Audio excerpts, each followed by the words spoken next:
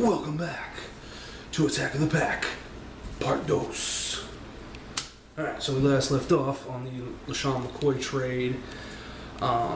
Just a recap on that. He's cool with it. I'm cool with it.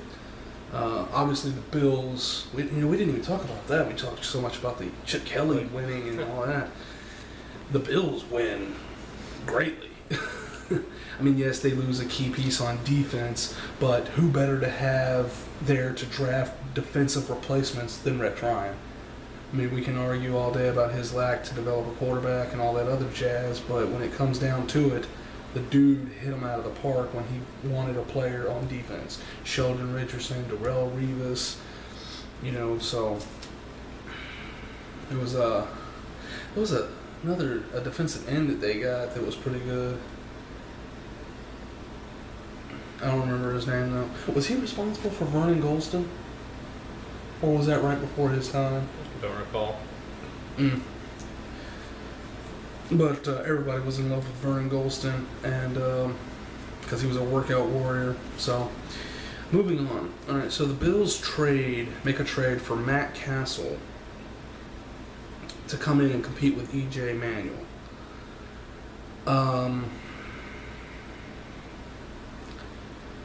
What an upgrade. Let's go from Kyle Orton to Matt Castle. Kyle Orton retired. I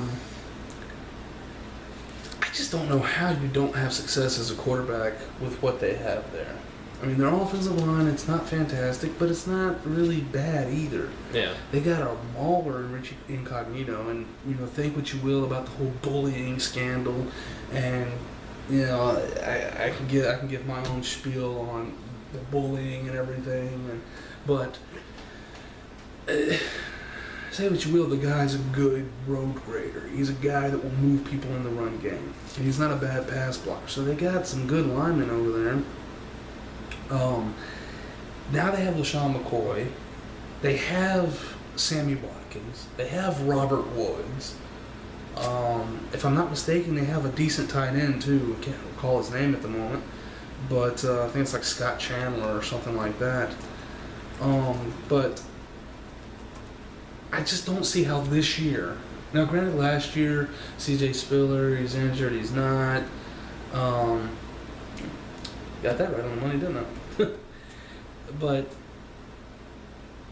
I just don't see how this year, with the progression of Robert Woods and Sammy Watkins, with LeSean McCoy in the backfield, I don't care if it's E.J. Manuel or Matt Castle, I don't see a defense that keeps it to the point where we only have to score, 20 points? Yeah, if that.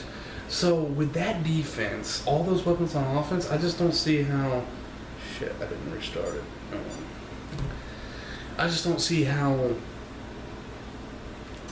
you don't succeed.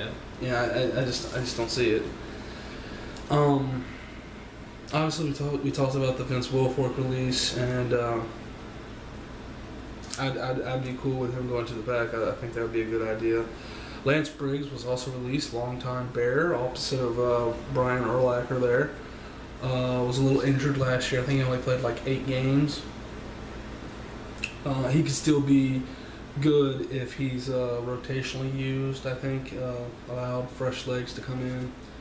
Brandon Marshall traded to the Jets.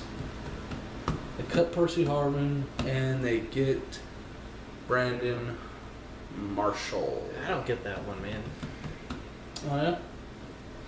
Not so much from a talent or player perspective, but you get rid of Percy Harvin, a problem. Mm-hmm. You bring in Brandon Marshall, a problem. I get what you're saying. I do. But now, talent-wise, honestly, if you're looking for a wideout, I think Marshall's better. Oh, God. Than Harvin. Harvin's a playmaker, but that's just it. He's a playmaker. He's not a wideout that makes plays. He's just a playmaker. I mean, you know Marshall's got the talent. Just look back to last year, that catch he had against San Francisco. Right. That was freakish. I mean, yeah, he's got his issues. But to me, I still look at it, even though it's he has his problems, I still think It's a huge upgrade over Percy Harvin, and I think it's worth the headache. Why? Because Brandon Marshall, it's been made known that he has like split personality disorder. So his problem, can be cured or at least subdued with medication. There's no medication for being an asshole. Alright? And that's what Percy Harvin is. He's just a dick that's a locker room cancer. Alright? Now everybody says, Brandon Marshall brings drama. For what? Telling the truth? I mean, yeah, you don't exactly want him to go out and berating your quarterback. But let's face it, was he wrong? No. Well, Jay Cutler sucks. Actually, in that case, I applaud him. Yeah, so I mean, his latest snafu was for telling the truth. I mean, he's only saying what everyone is thinking, and I know it's not right. You're not supposed to go out and bash your teammates, but he's not quitting on his teammates. He's not walking off the field refusing to go in like Mike Wallace. Mike Wallace benched himself. Right? He's not, getting in fist fights with players on the practice field like Percy Harvin. So I like it for the Bears. And he's got Eric Decker there, Jason Morrow. Once again, just like with the Bills, man. If they get a decent running back in the draft, I don't see how you don't have some production. Now, I'm not expecting the Jets to be as good as the Bills, but I do expect the Jets offensively to not be a dead weight. Granted, the cornerback situation is terrible for the Jets, and that's not going to be fixed overnight. Their defense is kind of falling apart, but it's still better overall as a unit than the offense. So I just don't understand how, if Geno can't produce something, then I think he's obviously not the guy. Obviously. And I don't think the Jets take Mariota at 6. A lot of people are saying, well, Mariota would do something with it. Mariota's not going to go to the Jets. I honestly think, if anything, if you see another quarterback in New York this year, it's going to be Nick Foles. Yeah, Nick Foles. As in, the Eagles trade Nick Foles in their first-round pick to move up with the Jets 14 spots. The way the rookie wage scale is now, that 6th pick is not as great a value today as it was back in the day. So, getting a veteran who's, granted last year had a little shaky year, but who's had success in the league and who, shaky year or not, had a way better year than Geno Smith.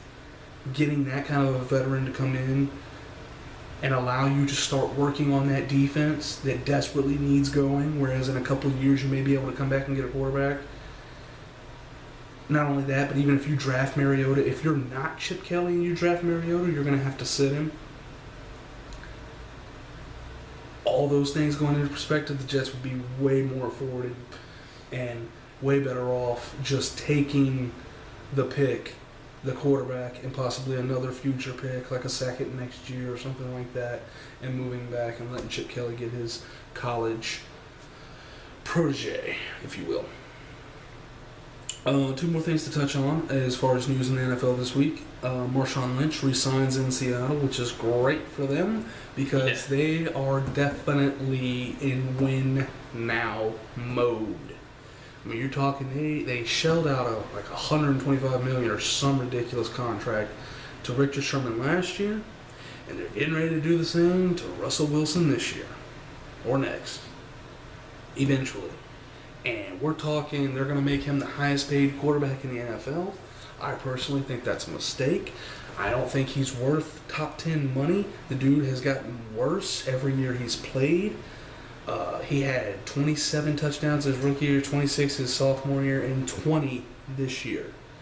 He had less touchdowns rushing.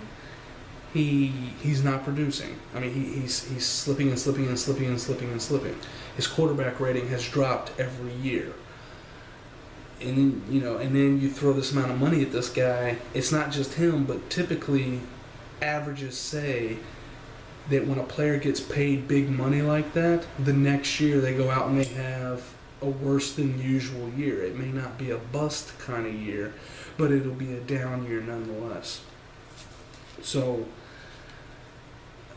I think it's a mistake, but hey, they're going to do that. So without Lynch, if they didn't re-sign Lynch, if Lynch doesn't come back and play, then I don't even think they're in the playoffs next year.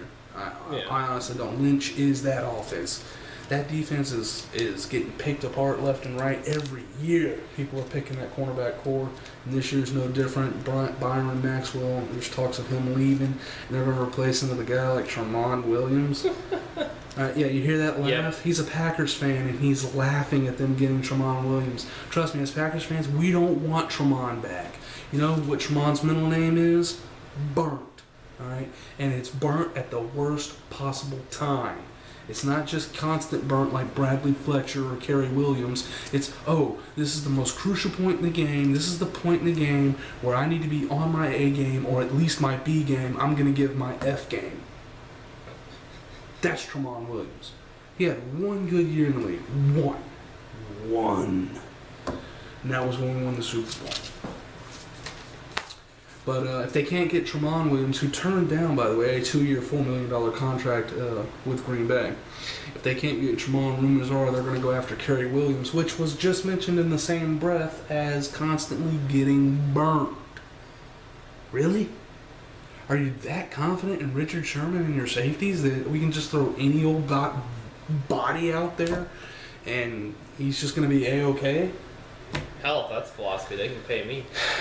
Well, you know, back in the 90s, it was Deion Sanders and whoever else was paired up with him. So,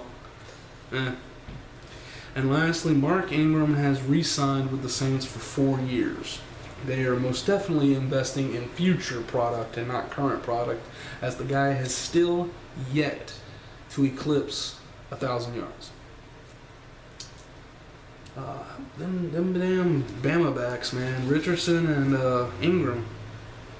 Like, they